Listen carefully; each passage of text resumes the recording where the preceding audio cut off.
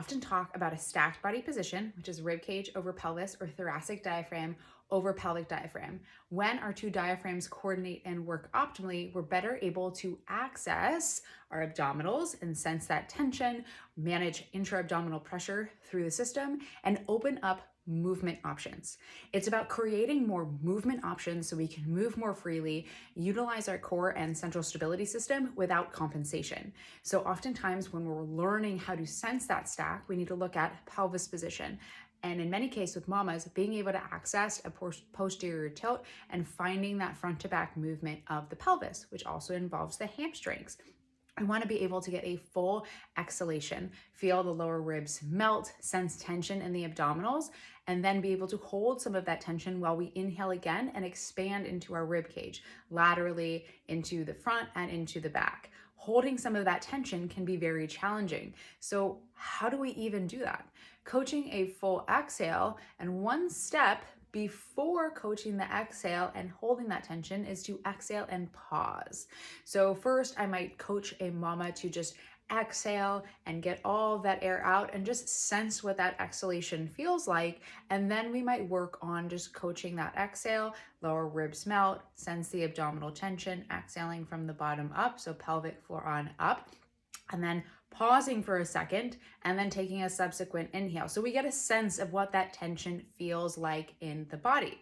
So when we're thinking about a stacked body position and how we want to get there, we can start in a supine or a hook lying position, and a 90-90 is a great place to start. We want to think about accessing that movement in the pelvis, finding a posterior tilt. If you're on the wall, imagine dragging your heels down the wall like you're scraping dog poopy off your feet. And if you're on the floor, just imagining that kind of front to back movement. That's why pelvic tilts can be helpful. So we want to be able to access that posterior tilt. Then we want to think about our breathing. We want to be able to coach a full exhalation and a more 360 inhalation, which involves opening up different areas of the rib cage. When we exhale fully, those lower ribs melt. We feel those from the bottom up exhale, so pelvic floor and up. Feel those lower abdominals turn on. And then at the end of that exhale, feeling a slight pause. Once again, sensing that abdominal tension and then inhaling into the rib cage. If we're not able to generate that tension through the midline, when we inhale again, that air will often go out on the belly, the path of least resistance, or possibly like up into the neck and shoulders. So if we're starting in a hook lying position, I often like to grab a towel roll for the head, just to kind of elevate so you don't feel like you're straining through the neck, and kind of come onto your back. So the neck is slightly elevated here. I'm gonna lift up my shirt for coaching purposes. And in this position, my natural is to kind of go like that. So I definitely am in a little bit more of an anterior tilt with that ribs flared position. So I'm gonna think about finding a slight posterior tilt and just kind of noticing where my ribs are in space. I might add a reach when I work on that breath. And as I inhale, inhaling laterally and inhaling to the chest, my belly will move, but I just don't want all belly, okay? So thinking about that inhale and then exhale.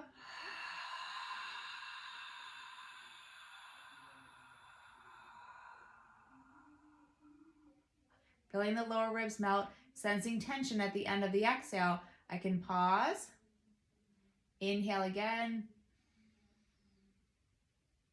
breathing everywhere 360, exhale, long and audible, getting all the air out like you're fogging up a mirror and easing up on the pedal if you were driving.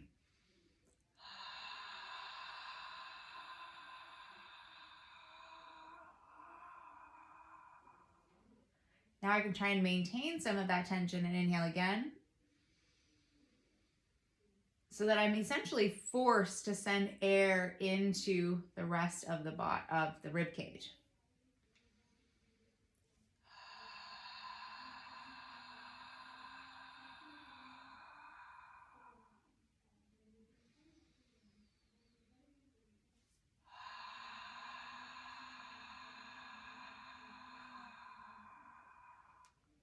Ribs melt, try and hold some of that tension.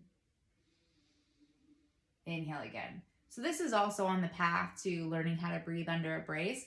But when we think about the stack, we want to think about finding that position at the pelvis. We want to think about getting these ribs in check and getting that good ebb and flow of the breath and getting a good exhalation. Many of us are in this inhaled position. So thinking about a long exhale, sensing the abdominals, feeling those lower ribs melt. I don't want to think about lower ribs down. I want to think about them slowly melting towards the ground. So teaching the stack is about being able to find yourself in space, finding that posterior tilt, finding that pelvic orientation, being able to breathe well and build a dynamic rib cage and hamstrings, abdominals, building strength, getting that nice stacked position, and then we can add on layers, add on challenge, but we're accessing more movement options when we're in that more stacked position.